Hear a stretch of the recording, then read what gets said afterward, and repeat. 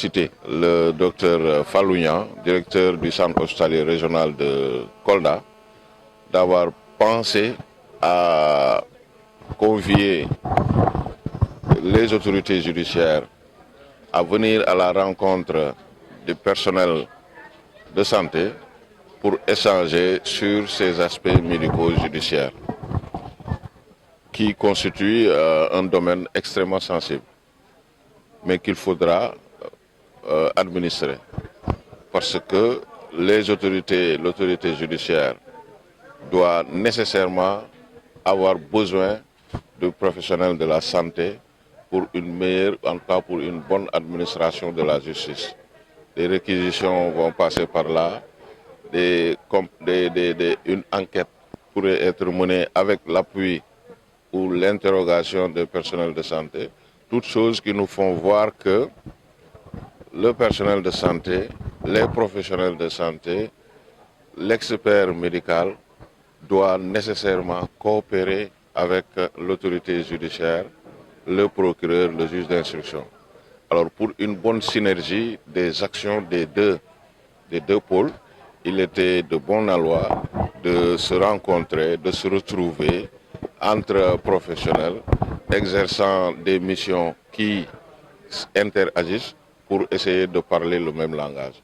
Donc j'ai eu beaucoup de plaisir à venir assister à une telle rencontre qui va se dérouler sur 2 jours et nous espérons qu'à la fin de ces travaux, vraiment les citoyens, les justiciables de Kolda auront une meilleure administration de la justice parce que les autorités, les professionnels de la santé parleront le même langage et s'investiront pleinement dans la recherche de la bonne administration de la justice. C'est une initiative qui est portée par l'hôpital sur la base d'un besoin exprimé et constaté.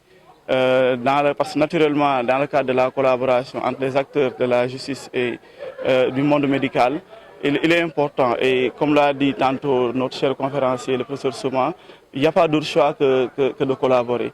Et il arrive dans le cadre de cette collaboration qu'il y ait une nécessité d'harmoniser certaines positions, d'avoir les mêmes procédures et également mutuellement que chaque acteur puisse comprendre ce qu'on attend de l'autre.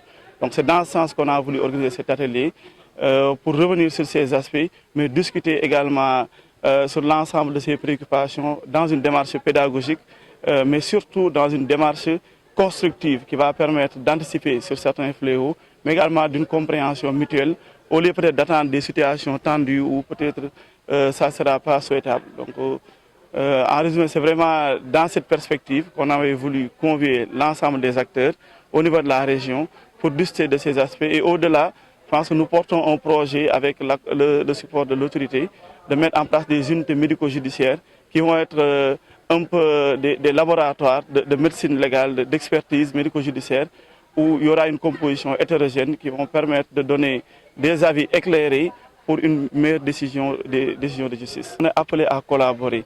Et je tiens à préciser que cette initiative est portée également par nos autorités de tutelle, le ministère de la Santé, le ministère de la Justice, le ministère de l'Intérieur.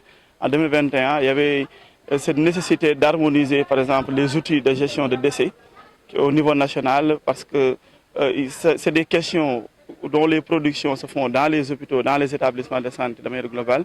Mais à côté, il y aura d'autres acteurs qui interviennent, notamment les collectivités territoriales, les acteurs de la justice, les officiers de police judiciaire.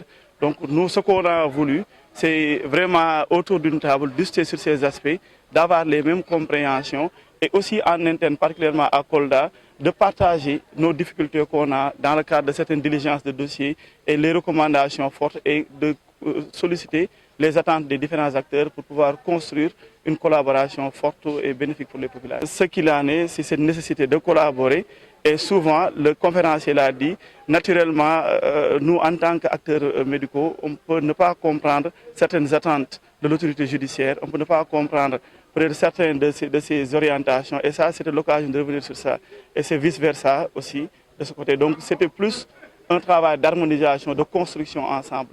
Mais il n'y a pas de difficulté. On l'a constaté, la plupart des problèmes de contentieux rencontrés souvent naissent d'un défaut de communication. Ça, on est revenu ce matin sur ça.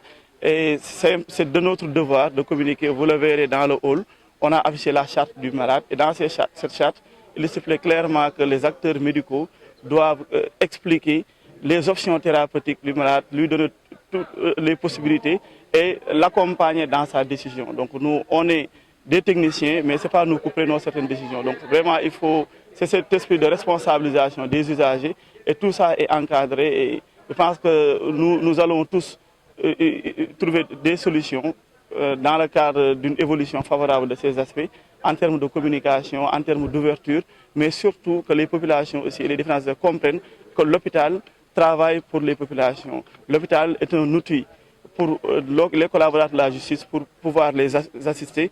Et également, nous sommes investis d'une mission de service public. Donc naturellement, nous devons être du côté des usagers et nous devrons prôner pour cette santé de qualité et d'excellence.